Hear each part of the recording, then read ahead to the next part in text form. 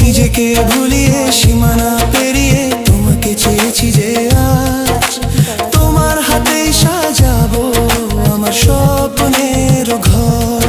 আমি তোমার প্রেমে পড়ে দুনিয়া ভুলে গেছি, তোমার ওই মায়াবী হাসি আমি দেখতে ভালো